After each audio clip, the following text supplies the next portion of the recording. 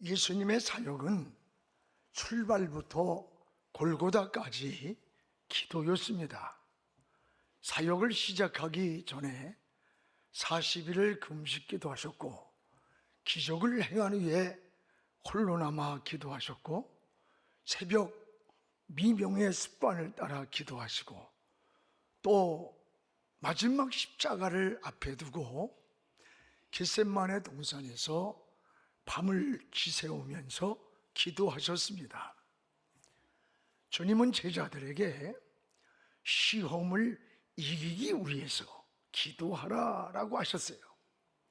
우리 신앙생활에 힘이 있고 또 영적인 성장을 위해서는 반드시 기도가 해답입니다.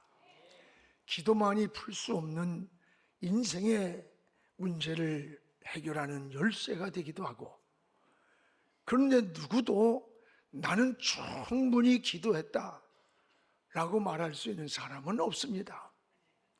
때로는 바쁘다는 핑계로, 또는 시간이 없고 피곤하다는 이유로 영적 생활이 잠이 들고 곤고해질 때가 참 많습니다. 이런 일로 인해서 우리의 영적 생활이 평안을 잃고, 때로는 믿음도 약해질 때가 있고, 세상 근심 걱정에 빠져서 비털거리며 살아가는 우리의 모습이 아닌가라고 생각할 때가 많이 있습니다. 지금 우리는 사순절을 보내면서 무엇보다 이 기도 시간을 많이 갖기를 바랍니다. 마음에 감동되는 대로 작정 기도하세요. 철야 기도도 하고 금식 기도도 하시기 바랍니다. 사실 건강해서 금식하는 것은 큰 축복이에요. 내가 병이 들어서 억지로 금식을 한다고 생각해 보세요. 먹을 것이 없어서 굶는다고 생각해 보십시오. 얼마나 비참한 일인가.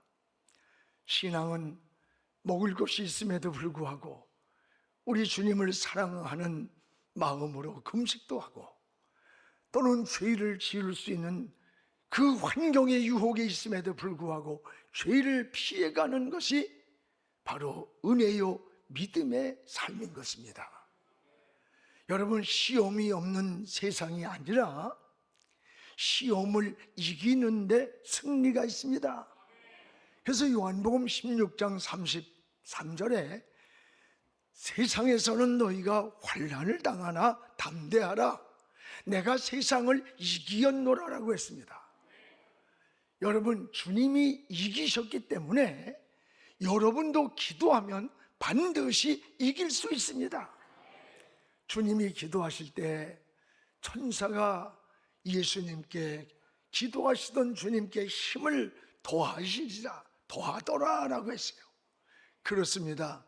때로는 삶이 곤고하고 힘들고 지치고, 때로는 앞과 뒤가 좌우가 보이지 않는 그런 환경에서도 우리 그리스도인이 할 수 있는 유일한 방법이 뭘까? 기도예요. 하나님께 기도할 때 우리가 알 수 없는, 우리가 예상할 수도 없는, 오늘 주님께 하늘로부터 천사가 내려와서 그 기도의 힘을 도왔던 것처럼 우리 주님이 여러분에게도 이런 은혜를 내려주기를 주님의 이름으로 축복을 합니다. 무엇보다도 예수님은 따라합시다. 습관을 따라. 주님은 습관을 따라 기도를 하셨습니다. 오늘 39절을 함께 읽겠습니다. 예수께서 나가사 습관을 따라 감람산에 가심에 제자들도 따랐다.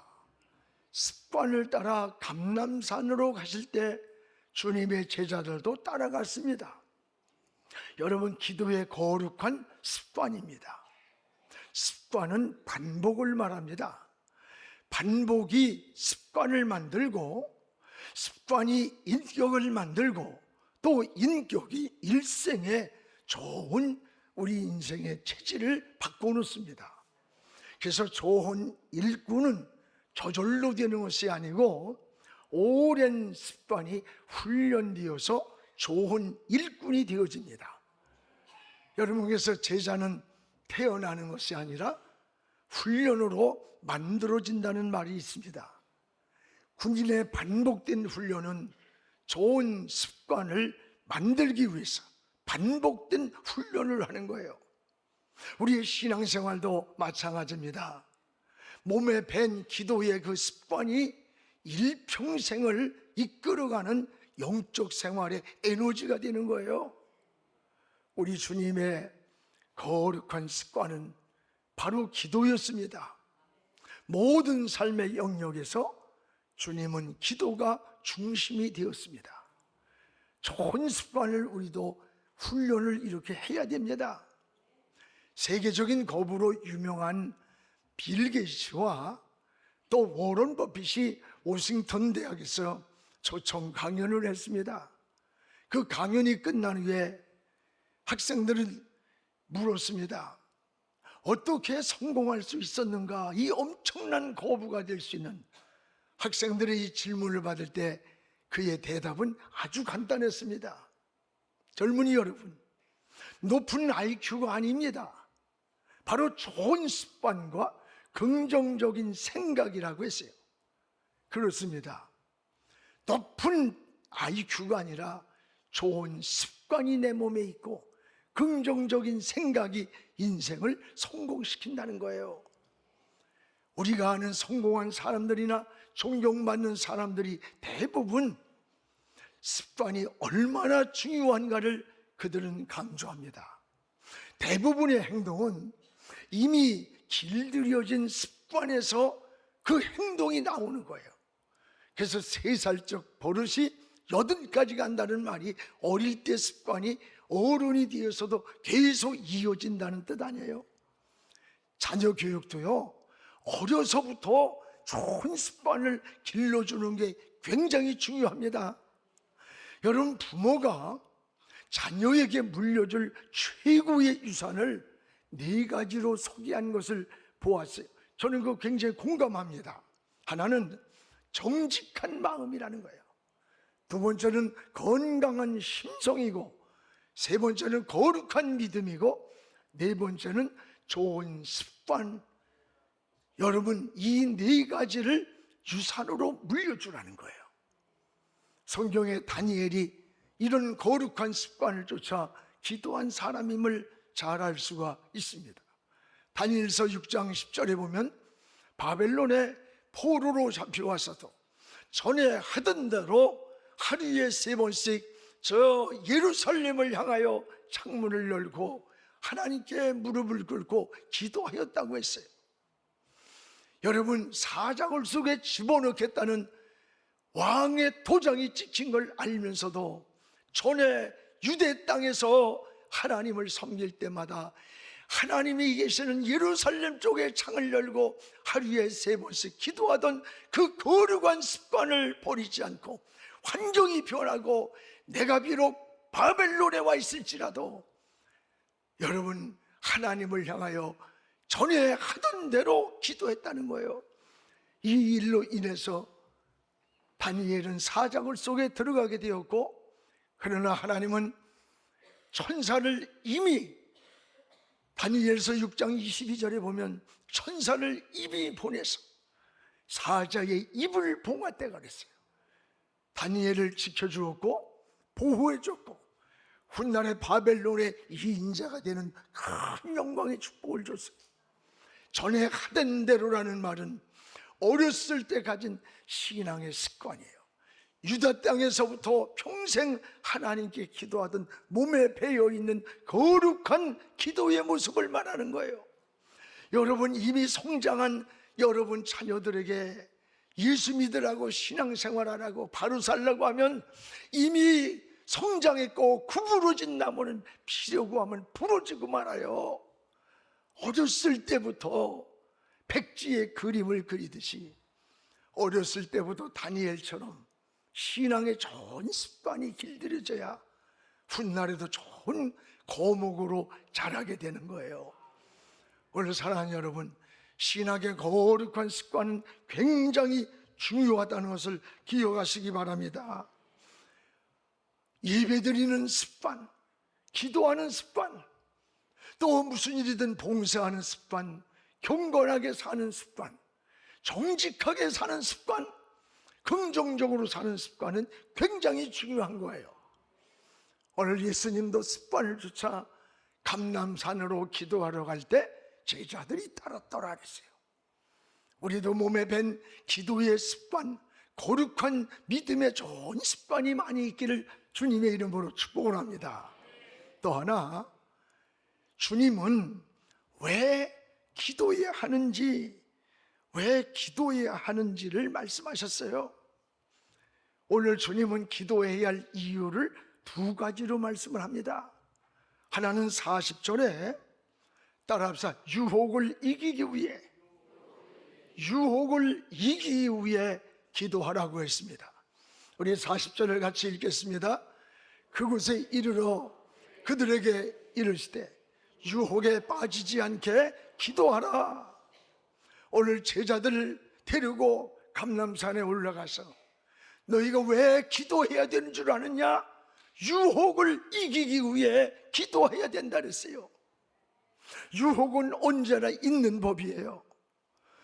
여러분, 문제는 유혹에 빠지지 않는 것이 중요한 거예요.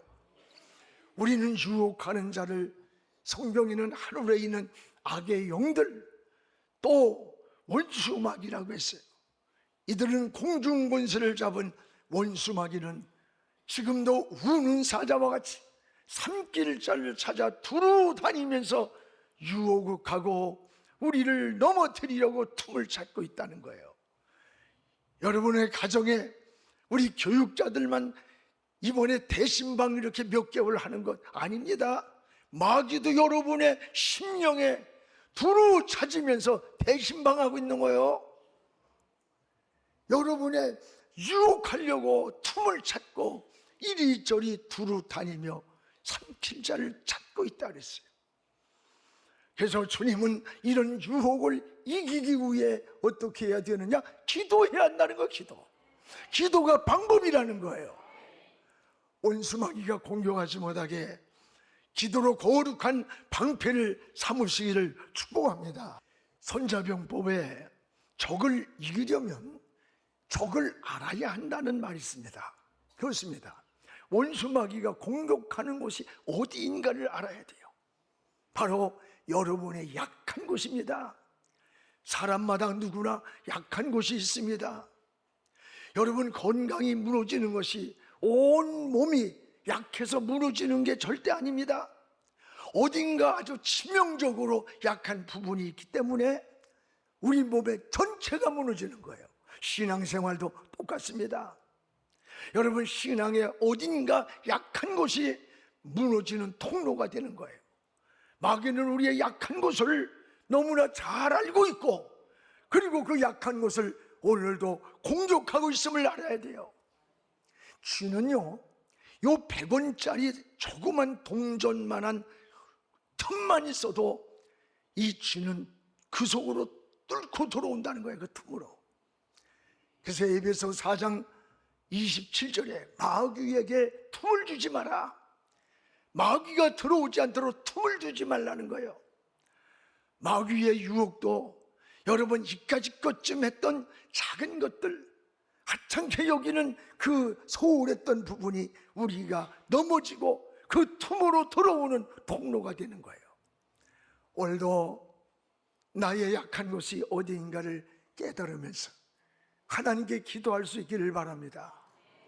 이 넘어지는 사람들을 보면요, 꼭 넘어지는 문제에 또 넘어집니다.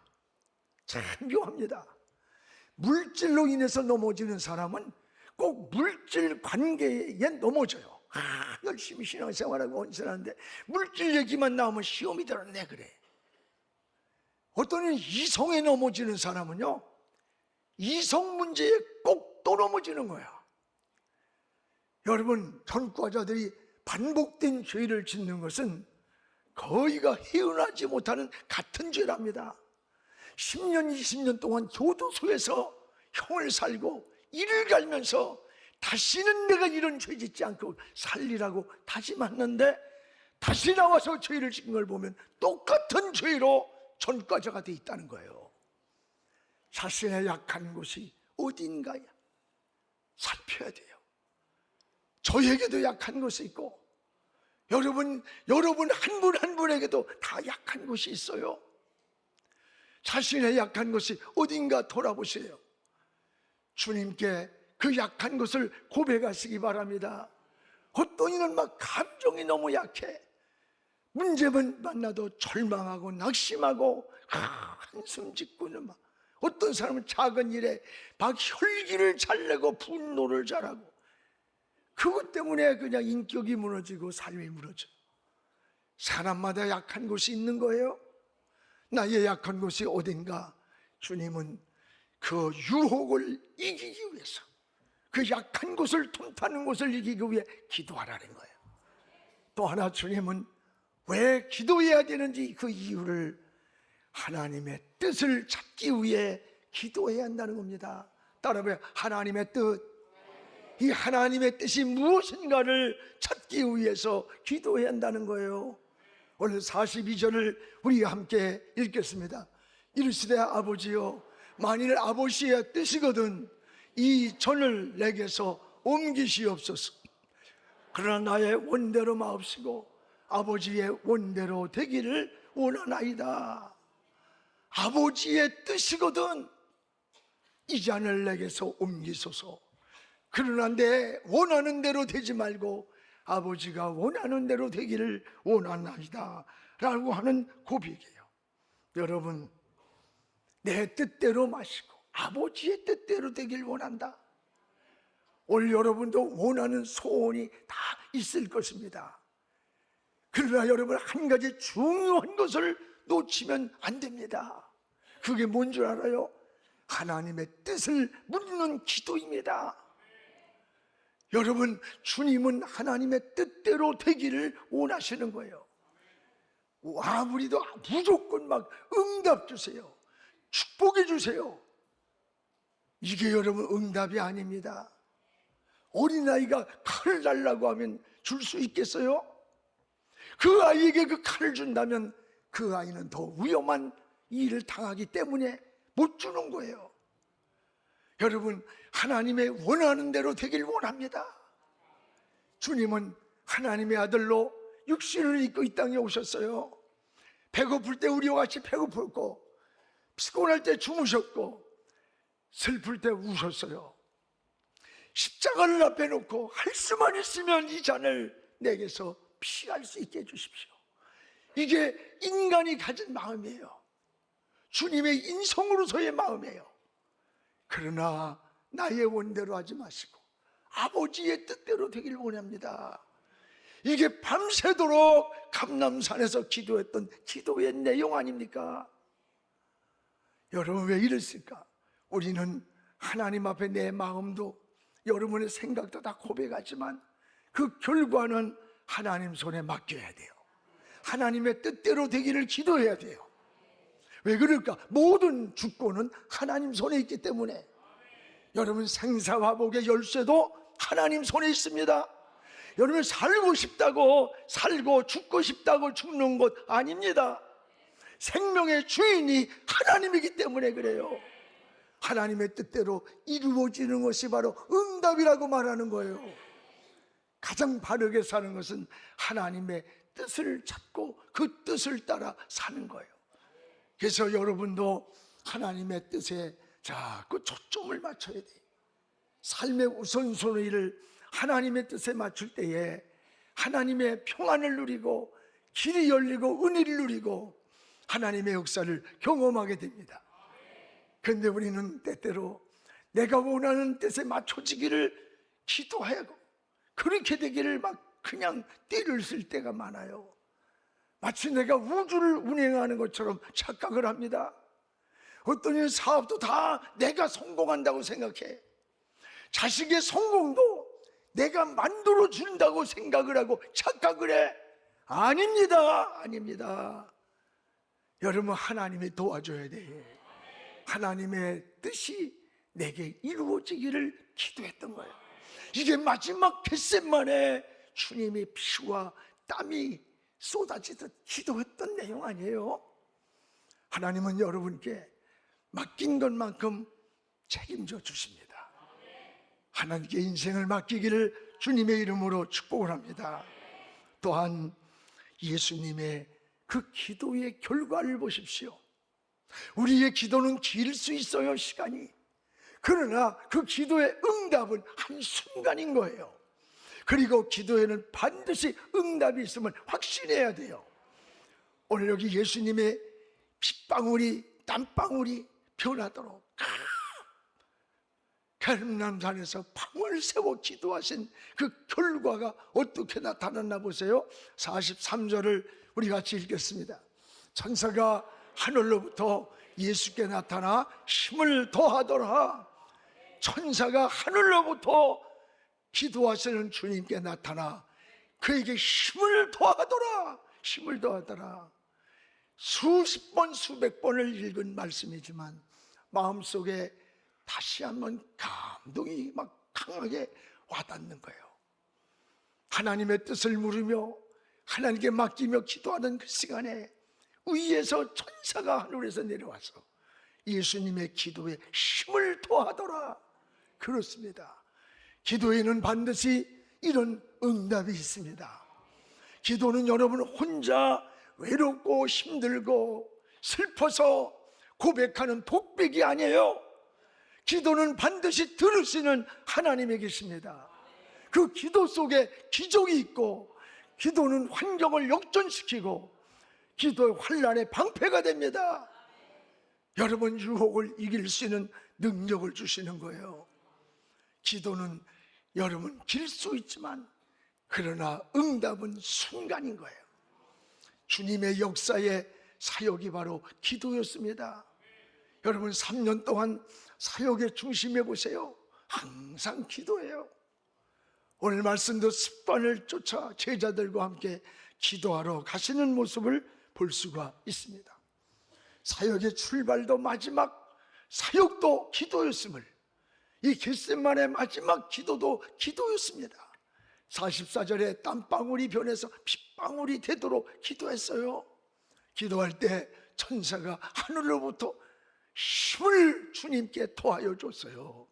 여러분의 기도할 때에, 여러분의 신앙에, 여러분이 하나님을 바라보고 주의 이름을 부를 때 하늘로부터 천사가, 하늘로부터 주의 사자가 여러분에게 힘을 더하여 줄 줄로 믿습니다. 오늘 이것이 믿음이고 신앙이에요. 그래서 핏방울이 되듯 기도하시고 하나님 뜻에 맡기는 그 시간, 천사가 하늘로부터 주님께 나타나 힘을 돕더라. 힘을 돕더라. 얼마나 감사해요. 성경에는 이러한 사건들이 많이 나옵니다. 여러분 잘 아는 엘리사가 도단성의 포위가 됐어요. 아람 군대가 완전히 포위를 했을 때 그 옆에 있던 사환이 불안과 절망에 빠져서 선지자여, 우리 망했습니다. 죽었습니다. 완전 포위를 당했습니다. 그때 엘리사가 저 하늘을 봐라. 불말과 불병거를 탄 천군 천사가 우리를 지키고 있지 않느냐. 아무리 봐도 안 보입니다. 그때 하나님이 사환을 위해 기도해 줍니다. 하나님이여 사환의 눈을 열어서 우리를 지키고 있는 천군 천사를 보게 하소서. 기도해주고 났더니 눈이 열려보니까 천군 천사가 불말과 불병거를 타고 지키는데 도단성을 에워싼 아람 군대 숫자보다 훨씬 많았다. 이건 숫자적 개념이 아니라 하나님이 지키시고 있는데 누가 우리를 건들겠느냐는 거예요.